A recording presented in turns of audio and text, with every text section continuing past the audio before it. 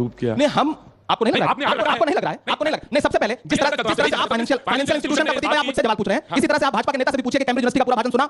आपने पूछा? मैंने सुना। तो क्या कहा उन्होंने, जरा वो बताइए क्या कहा राहुल गांधी जी? उन्होंने कहा कि मेरा फोन भी टैप कर दिया गया। उन्होंने कहा इसमें कौन सा लोकतंत्र का हनन हो गया? भारत इसमें कौन सा इमरान भाई, अगर आपको भारत में भारतीय जनता पार्टी के किसी भी नेता से नाराजगी है तो आप उनको टारगेट कीजिए, हमें कोई दिक्कत नहीं है। प्रधानमंत्री अगर आप ये कहें कि भारत में ये चल रहा है, चार पांच नेता पूरा भारत बोलेगा आपके खिलाफ।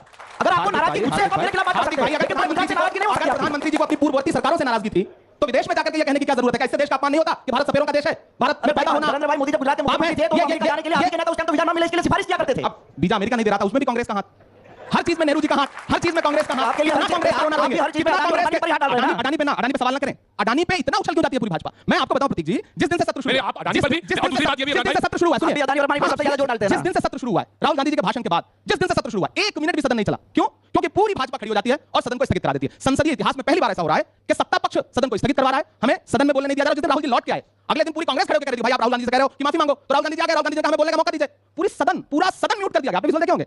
तो आप हमें बताइए कि फिर इस देश में लोकतंत्र है ना? विपक्ष को बोलने की आजादी, बोलने का मौका अगर संसद में भी नहीं मिलेगा। वो विजुअल आपने नहीं देखा कि जब सारी विपक्षी पार्टियों के सांसद मार्च कर रहे हैं, एक तरफ देश के लोकतंत्र का सबसे बड़ा घर और एक तरफ महामहिम राष्ट्रपति जी का आवास और बीच में विजय चौक और कम से कम सैकड़ों से ज्यादा, हजारों कह सकता हूं तादाद में पुलिस फोर्स और बीच में तकरीबन 200 सांसद। क्या आपको नहीं लगता कि लोकतंत्र को बिल्कुल बंधक बनाने की स्थिति बना दी गई है? उम्र तो आपकी ठीक ही है, मतलब वैसे 45 ऊपर है। 35 साल है। आप हर चीज को आगे बढ़ा के देख रहे हैं। मैं भाजपा से नहीं हूं भाई। 45 साल है। मैंने 35 साल फिर सोच रहा था, आप क्यों मेरा नुकसान करना चाहते हैं भाई? सोचा था याद है या नहीं है? मैं 87 हूं। नहीं 77 याद है कि नहीं याद है, मैं ये पूछा था। लेकिन मुझे 87 याद है कि मैं 87 में पैदा हुआ। 84 भी याद है। हमें सब कुछ याद है। तो हर जुल्म तेरा याद है, भूला नहीं हूं मैं। तो 84 भी याद है। वादा फरामोश। मैं वही कह रहा था, संघ इतिहास, लेकिन बड़ी चर्चा है बुलडोजर की। मैं वहां आता हूं। हां। हेलो दोस्तों, तो आज हम इस वीडियो में देखेंगे इमरान प्रतापगढ़ी और हार्दिक पटेल की एक नोकझोंक। अगर आप भी ये पूरी वीडियो देखना चाहते हैं तो वीडियो को पूरा देखिएगा। इसमें आगे और बहुत सी बातें होने वाली हैं, बहुत सारी नोकझोंक है, तो वीडियो को इसके बिल्कुल भी मत कीजिएगा। वीडियो में लास्ट तक बने रहें। तो चलिए दोस्तों, वीडियो शुरू करते हैं। आप अपनी बात रखिए। देखिए प्रतीक जी, देखिए जनाब, देखिए आप हैं शायर। हाँ हाँ आप हैं शायर। देखिए और अभी शायर के पास सलीका होता है। उन्होंने कहा कि आपको रखने का सलीका नहीं आता। देखिए मुझे शायरी नहीं आती, लेकिन वो अर्ज करेंगे तो इरशाद जरूर करूंगा। अभी बहुत महत्वपूर्ण बात इन्होंने कही कि देश के बाहर जा करके देश के बारे में कुछ बुरा नहीं कहना चाहिए।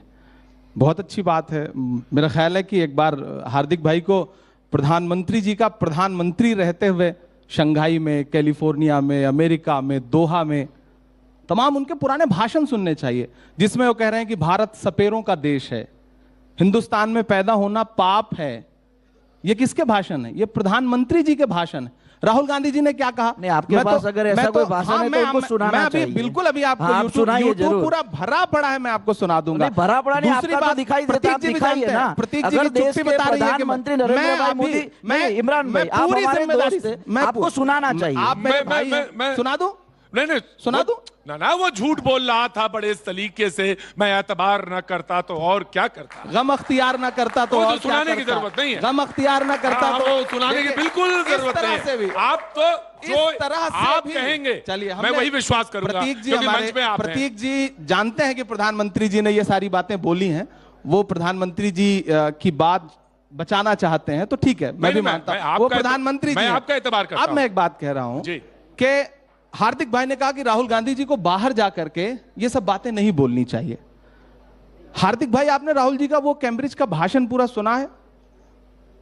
आज तक मैं ये नहीं समझ पाया कि पूरी भाजपा ने जो व्हाट्सएप यूनिवर्सिटी के जरिए ज्ञान उड़ेला, जिसमें कई कई मंत्री लगाए गए, अनुराग ठाकुर जी लगाए गए, स्मृति ईरानी जी लगाई गई, जगत प्रकाश नड्डा जी स्वयं कूद पड़े, आज तो हरदीप पुरी जी भी कल से कूदे हुए हैं। क्या भारतीय जनता पार्टी के तमाम नेताओं ने वो भाषण सुना जिसमें राहुल जी कह क्या रहे हैं? बस राहुल जी ने तो देश के विरोध में बात कर दी। कितना, मतलब ये कितनी झूठी बात है, किस तरह से झूठ उड़ेला जा रहा है। भाजपा चाहती है कि पूरा देश खामोश हो जाए, किसी भी मंच पर कोई बात ना करे। वो किसी का एक शेर है कि कहा गया है सुना गया है कोई न बोले, ज़बां दराजों को मशवरा है कोई न बोले, अजीब लुकनत पसंद हाकिम से वास्ता है, जो चाहता है जो सोचता है कोई न बोले। अगर कोई बोलेगा तो साहब नाराज हो जाएंगे। क्यों? क्योंकि बोलेगा तो अडानी पर बोलेगा तो सवाल पूछेगा कि LIC का पैसा अडानी को क्यों दिया गया, SBI का पैसा जिसमें देश के गरीबों का पैसा लगा है वो अडानी को क्यों दिया गया। तो साहब चाहते हैं कि कोई बोले ना, नहीं, बाहर जाकर के कोई ना बोले, सदन भी ना चले, सदन में भी ना बोले, संसद का पूरा सत्र एक अडानी को बचाने के लिए कुर्बान किया जा रहा है। इमरान भाई पूरी जिम्मेदारी से इमरान भाई बड़े संजीदगी से बात ये कह रहा हूं कि मैं शायर से तो रूबरू हूं, एक नेता से, राज्यसभा के लीडरान से रूबरू हूं, लेकिन फैक्ट्स एंड फिगर्स के साथ वो हैं।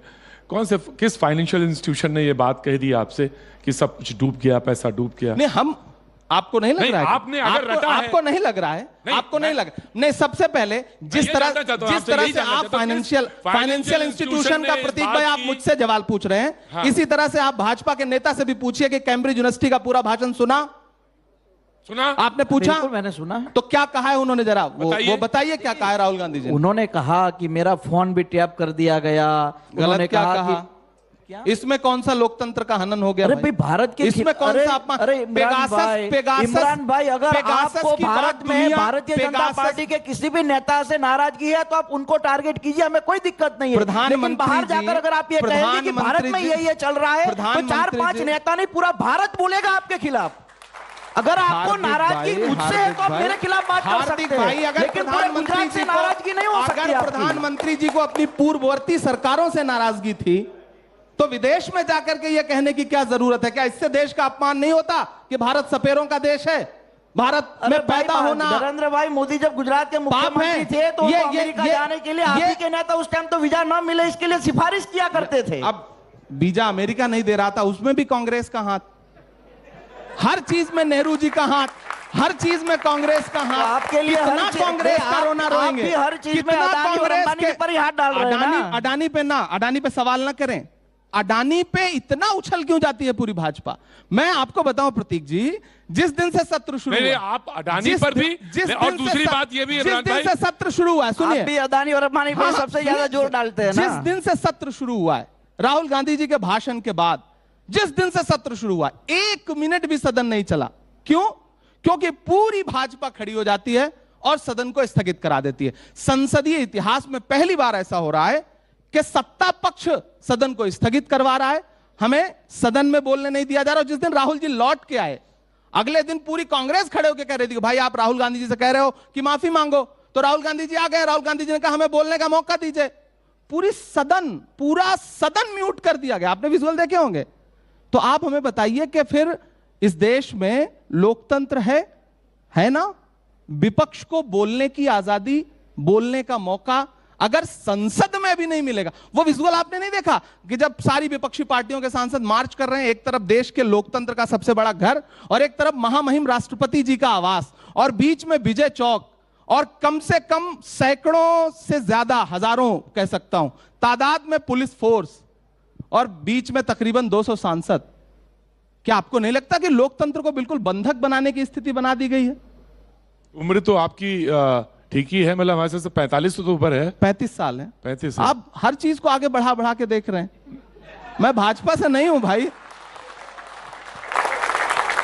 45 साल है। मैंने 35 साल है। फिर सोच रहा था। आप क्यों मेरा नुकसान करना चाहते हैं भाई? 77 सोच रहा था, याद है या नहीं है? याद मैं 87 हूं। नहीं, 77 याद है कि नहीं याद है, मैं ये पूछा था। लेकिन मुझे 87 याद है क्योंकि मैं 87 में पैदा हुआ। 84 भी याद है। हमें सब कुछ याद है। तो हर जुल्म तेरा याद है, भूला नहीं हूं मैं। तो 84 भी याद है। वादा फरामोश। मैं वही कह रहा था, सन इतिहास, लेकिन बड़ी चर्चा है बुलडोजर की। मैं वहां आता हूं, जहां चाहे मॉडल वहां क्या चलें। कि आप अच्छे शेर सुना सकते हैं, मुशायरे लूट सकते हैं, हार्दिक अच्छे, लेकिन आपको सदन में आके बोलना पड़ेगा, उपस्थिति दर्ज करानी पड़ेगी। हार्दिक अच्छे व्यक्ति हैं, हमारे पुराने सहयोगी हैं। हमने बहुत सारी जगहों पे साथ चुनाव प्रचार किया है, हमारे साथ ही थे। फिर इनका हृदय परिवर्तन हुआ और ये उधर अच्छी जगह चले गए। और मजे की बात यह है, और गजब की बात, सॉरी इमरान भाई, और गजब की बात यह कि सिर्फ मेरा ही हृदय परिवर्तन नहीं हुआ। जहां से मैं चुनाव लड़ा वहां 52,000 वोटों से मैं जीता हूं, लोगों का भी हृदय परिवर्तन हुआ है। और बड़ी डिफिकल्ट कॉन्स्टिट्यूंसी, 10 साल से कांग्रेस थी इनकी, डिफिकल्ट कॉन्स्टिट्यूंसी, और हमारे कारण एक बार जीते थे, इस बार हराया है। हाँ, इनका हृदय परिवर्तन हुआ, ये चले गए। मैं प्रधानमंत्री जी के पुराने भाषण याद दिला रहा था, हार्दिक भाई के पुराने भाषण नहीं याद दिलाऊंगा। जो प्रधानमंत्री जी के बारे में, गृह मंत्री जी के बारे में इन्होंने बोले हैं, मैं वो बिल्कुल याद नहीं दिलाऊंगा क्योंकि ये हमारे अच्छे मित्र रहे हैं। लेकिन अगर जवानी के जोश में हम समाज के हितों के लिए लड़ते हैं तो स्वाभाविक है कि प्यार से तो आंदोलन होते मैं अगर आप हार्दिक भाई से पूछूं कि समाज का वही हित अब कहां चला गया? ये आपसे कह रहे हैं कि आप जोश में मत आइए, अगर मत खोइए। पाटीदार समुदाय के कितने बच्चे अगर मारे गए तो उनके इंसाफ की बातें जो हार्दिक हमारा भाई करता था जिस जोश जज्बे के साथ, कि जिस पर राजद्रोह तक लगा दिया था भारतीय जनता पार्टी ने, आज हमारा हार्दिक भाई चुप है। मैं कोई सवाल नहीं खड़ा करूंगा। हम संसद में जो व्हाट्सएप देखा है, किसी ने भेजा है कि ये सवाल पूछ लीजिए। मैं तो इसको ये शेरो शायरी की जुबान पे कहा जाता है किताब के ऊपर किताब रखना। मैंने किताब के ऊपर किताब रखी है। उन्होंने कहा कि आप जो तीखे तेवर थे वो आपके मेरे ऊपर वाले की इतनी मेहर है कि मुझे व्हाट्सएप यूनिवर्सिटी से ज्ञान प्राप्त करने की कोई आवश्यकता नहीं है, और मैं व्हाट्सएप यूनिवर्सिटी ज्ञान प्राप्त करके नहीं बोल रहा हूं, मैं सामान्य बातें कह रहा हूं। वो हार्दिक भाई भी मानेंगे कि जब इन्हें गुजरात से बाहर कर दिया गया था, राज्य बदर जिसको बोलते हैं, हालांकि तो उसके बाद इनके जो बयान थे वो अपनी जगह, वो सरकार ने इनके साथ किया था। आज वो समाज की बात ऐसा ही होता है मेरे भाई, आंदोलन ऐसे ही खत्म होते हैं, और इसी कारण इमरान भाई पूरे हिंदुस्तान में पहली बार आंदोलन रिजर्वेशन पारित हुआ है। जिन सरकारों के खिलाफ आंदोलन हो रहे थे, प्रधानमंत्री और गृहमंत्री जी के खिलाफ हार्दिक भाई पूरे जोश और जज्बे से बोला करते थे, फिर एक दिन ऐसा हृदय परिवर्तन हुआ कि आज नरेंद्र मोदी चालीसा पढ़ने के अलावा कुछ नहीं। मैं आपके ऐसे ही एक हृदय परिवर्तन वाले को बताते हैं। वो आजकल सीएम है असम के। अच्छा। और उन्होंने कहा कि मदरसे बंद कर देने चाहिए। हाँ, तो आपका नजरिया? हाँ, नहीं, उन्होंने कहा, मैंने सुना है। ठीक कहा, मैंने सुना है। तो आप ही क्या सारे लोगों का हृदय परिवर्तन क्यों होता है? वो तो लोगों का घर भी उजाड़ रहे हैं, उन्हें मदरसे भी बंद कर देना है, उन्हें किसी की भी संविधान में जो कुछ लिखा है उसको मानना ही नहीं।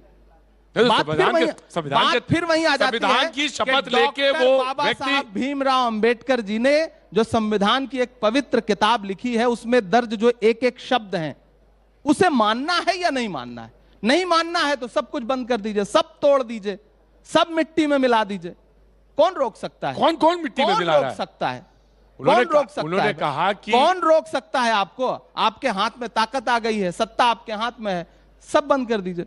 हार्दिक भाई, देखिए, संविधान को लेकर इतनी जल्दी सब लोग, संविधान को सब लोग मानते हैं। देश के प्रधानमंत्री नरेंद्र भाई जब गुजरात के मुख्यमंत्री हुआ करते थे, तो देश में पहली संविधान यात्रा अगर किसी ने निकाली है तो नरेंद्र भाई मोदी साहब ने गुजरात के मुख्यमंत्री के तौर पर सुरेंद्रनगर जिले से निकाली गई थी। देखिए, ये जब प्रतीक भाई, मैं हार्दिक भाई को चिंता में आ जाते हैं, 1 मिनट के लिए रोकूंगा। मुख्यमंत्री रहते हुए आदरणीय प्रधानमंत्री जी ने जो जो किया है, क्या आज उस एक भी बात पर कायम है? वो बताएंगे उनको। आधार कार्ड का विरोध उन्होंने किया, मनरेगा का विरोध उन्होंने किया। ये कहते थे कि सीबीआई का सबसे ज्यादा दुरुपयोग सरकारें करती हैं, चुनाव सीबीआई के जरिए लड़े जाते हैं। आज प्रधानमंत्री जी सुनने को तैयार नहीं। ऐसी चुप्पी ओढ़ ली है उन्होंने कि अडानी के मुद्दे पे एक शब्द संसद में आके बोलते आपकी तो एक ही जगह सुई जाके अटक गई है। मैंने कहा कि जब लोग ये चिंता में आ जाते हैं और उनके पास कोई मुद्दा नहीं बचता, तब वो लगातार प्रधानमंत्री जी के खिलाफ बोलते रहते हैं। संविधान की बात आ जाती है, अडानी जी की बात आ जाती है। देखिए, आज मैं भारतीय जनता पार्टी का एक विधायक होने के बाद भी ये मैं बोलता हूँ कि हम इस देश के भीतर उद्योगपतियों को मजबूत करना चाहते हैं, लेकिन विनाश के नाम पे नहीं। इस देश में भी उद्योगपति है, उनके तरीके से वो मजबूती से आगे बढ़े हैं, और ये हर जगह ये कहते हैं कि नरेंद्र भाई आए तो उसके बाद ही वो सक्षम और मजबूत हुए, तो उससे पहले वो नहीं थे क्या? यही तो मैं कहना चाहता हूं कि नरेंद्र मोदी जी पहले देश नहीं था क्या? उनके प्रधानमंत्री बनने से पहले देश नहीं था क्या?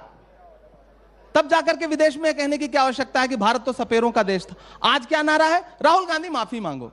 राहुल गांधी इस बात के लिए माफी मांगे कि उन्होंने भारत को जोड़ने के लिए 3,500 किलोमीटर पैदल यात्रा की। राहुल गांधी इस बात के लिए माफी मांगे कि वो ये कहते हैं कि लोकतंत्र बचाओ। माफी तो भाजपा को मांगनी चाहिए 15 लाख के जुमलों के लिए, अच्छे दिन के झूठे वादे के लिए, पेट्रोल और डीजल को 60 रुपए से 100 रुपए के पास। इसलिए 2014 के बाद 2019 में हमारी सरकार बनी है। अच्छे दिन आए इमरान भाई, इसीलिए लोग प्रधानमंत्री नरेंद्र भाई मोदी को वैश्विक नेता मानते हैं। देश में महंगाई और अच्छे दिन आए, इसीलिए 27 साल के बाद भी गुजरात में हमारी सरकार बनी है। संसद को और सुनिए इमरान भाई, इतना चिल्लाएंगे, माफी मांगे, इतना चिल्लाएंगे, फिर भी लोग आपकी सुनते नहीं। चिल्ला नहीं रहे, हम क्या बात है। और ये सवाल यही है कि वो राजस्थान में जब लगे संयंत्र तो ठीक है, राजस्थान में तो लगे संयंत्र तो ठीक है, लेकिन आप यहां सवाल जरूर पूछें। नहीं, महंगाई चाहे राजस्थान में बढ़े, गैस सिलेंडर 450 का 450 से 1100 का वहां हो जाए तो राजस्थान में भी गलत है, उत्तर प्रदेश में भी। लेकिन राजस्थान ने ऐलान कर दिया कि हम गैस सिलेंडर 500 रुपए का देंगे। ऐलान करवाएं ये गुजरात में, ऐलान करवाएं ये गुजरात में भी है मेरे भाई, गुजरात में और सुनिए तो सही, गुजरात में भी हमारे वहां 500 रुपए में सिलेंडर मिलता है, सब्सिडी हार्दिक भाई को भी मिलती है, क्योंकि विधायक जी को मिलता होगा, मालूम नहीं होगा जनता को मिलता होगा, तो हमने पेट्रोल डीजल का जो दाम है उनसे 12 रुपए ज्यादा उनके राजस्थान में दाम, फिर भी कितना है गुजरात में कितना 95 और राजस्थान में कितना है 95 रुपए। आपके राजस्थान में रुपए में 2014 में कितना था, राजस्थान की बात कर रहे हैं, 95 रुपए में है। और ये कहेंगे कि नहीं राजस्थान में तो इतना, यही है भाजपा का पूरा मूल मंत्र कि हमने कुछ नहीं किया, नेहरू जी ने भी तो नहीं किया था। कब तक नेहरू जी के कांग्रेस के नाम का रोना रोइएगा? आप 8 साल से 9 साल से आप सत्ता में हैं, बताइए आपने क्या किया?